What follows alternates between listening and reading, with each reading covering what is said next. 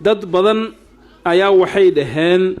sheekhan nabiga calayhi salaatu wasalaam ayuu caayay naga jaahil bixi sheekhow waxaad tiri nabiga ayaa injir gashay waa su'aal fiican si fiican u dhageysta jawaabteeda nabigeena sallallahu alayhi wa alihi wasallam dadka waxa ugu jeclaa saxaabadiisii ugu jeclaa wixii ay nabiga ku sheegeen sallallahu alayhi wasallam annagana waa ku sheegaynaa wax nabi maxamed saxaabadiisu ay ku sheegeen ceeb ma aflagaadana ma meel kaga dhacna ma bay idin la tahay Aisha oo nabiga xaaskiisii uu jeclaa iyaduna jeclayda in nabi maxamed caayis Anas ibn Malik oo nabiga khaadimkiisii 10 sano u khidmeynay inuu nabiga ku sheegayo wax duuritaan ma idin la tahay maya sidaas daraadeed mas'alada fahamkeeda la khalday wadaadana si khalada u isticmaalay dadkana kullu gooyay oo si khalada muxuu ahaayay u fahansiiyay mas'aladu waa basiit wayna fududahay siday u soo aroortay hadii loo fahmo xadiis dhowr ku soo aroortay xadiidka koobaad waa xadiidka sahih al-Bukhari ku yaala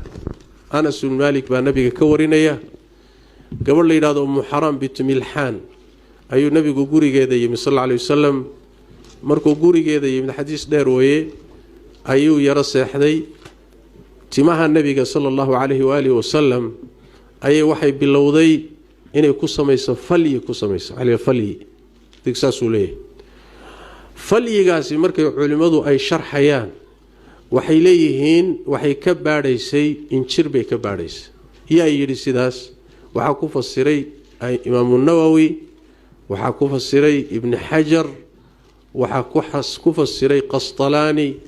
waxa ku fasiray Ayni waxa ku fasiray Ibn Hajar Ibn Taym Ibn Hajar al-Haytami waxa ku fasiray Manawi ay madi xadiidka fasirtay baa saa ku fasirtay midka dhow baa jira sunanka waxa ku yimid xadiidu Aisha waxa la weydiiyay nabigu gurigiisa markuu joogo seebu ahaa waxay tiri bini aadam buu ahaa bashar buu ahaa gurigiisu ka adeegi jiray reerkiisu kaalmeyn jiray maradiisu nabigu sallallahu alayhi wasallam injirta ka guri jiray u fiirsado Aisha dhahays ma sheekhu malma وعائشة ونبيك حاس كيسية هذا ترى هذا نبيك عيدينا إذن كيدين تالله أنا واحد يقول هاي ستان ما حد أف صومالي ما حد أف صومالي وقول فسرت ما يقول هاي ستان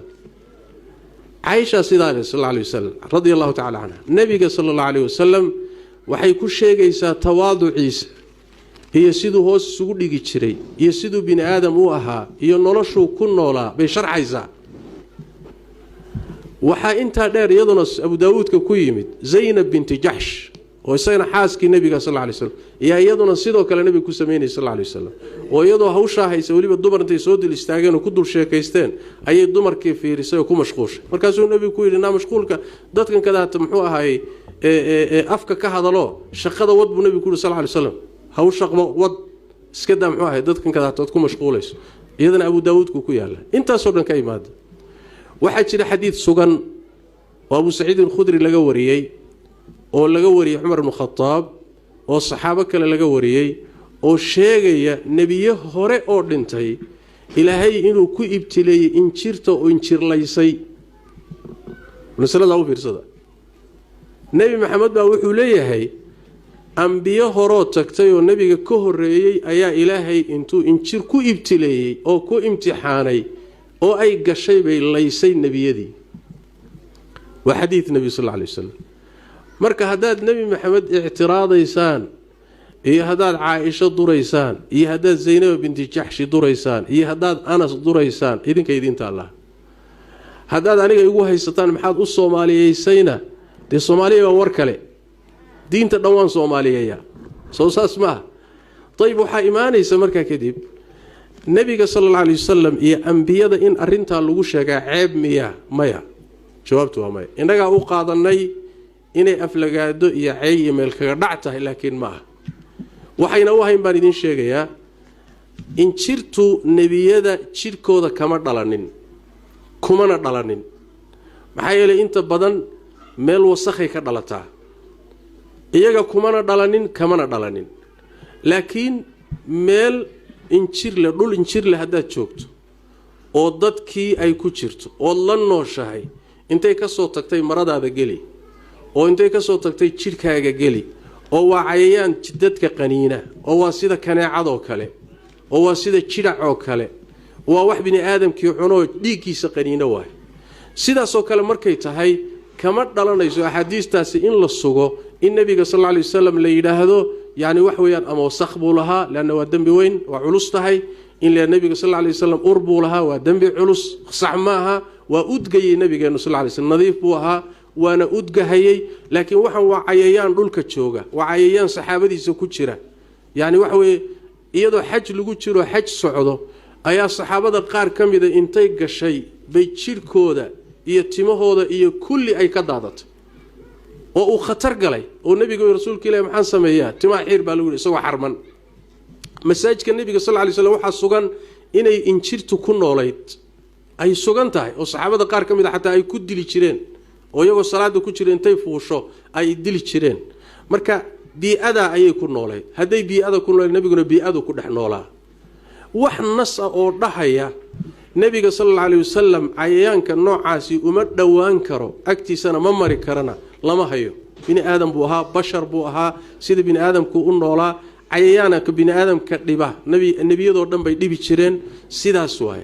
ceebna ma aha aflagaadana ma aha meel kaga dhacna ma aha haday tahayna saxaabadu kuma tilmaameen ayaga nabiga inaga jeclaa mayna ku sifeeyeen way ka ilaalin lahaayeen culimadu mayna ku fasireen haday meel kaga dhac tahay laakiin inaga si khalad u qaadanay faham khaldan baa laga bixiyay wadaada si khalad u isticmaalay oo malaha isiri muxuu ahaayay wadaada kale ishayaan kaga takhalusa oo uga faa'iideysta masaladu halkaas ay martay amma asal ahaan marka la yiraahdo ahadiistaas ay leedahay culimadaas faraha badan iyo qeyrkood baana fasiray anaguna wixii saxaabada ka sugan culimaduna mareen u baan maraynaa hatta hadii ummada oo dhan ay dhinaca kala marto oo qayla kacdo oo la wada oriyo oo la wada dagaalamo wixii kutubta ku yaala waan raacaynaa wixii saxaabada nabiga ka sugan ee rasuulkeena ka sugan sallallahu alayhi wasallam waan raacaynaa halkaasaana ka diin dhiganaynaa marnabana ma aha wax nabi maxamed sallallahu alayhi wasallam ceeb ku leena ruuxii nabiga ceebeeya ama nabiga dura ama nabiga xumaan ku sheegay inuu gaaloobayo shaki ma laha oo diinta ka baxay waa la isla ogolay laakiin midani ma aha meel kaga dhac maaha saxaabadiisi baa ku sifeeyay annaguna wixii saxaabadu sheegeen u baan fasirnay waa intaas way wallahu a'lam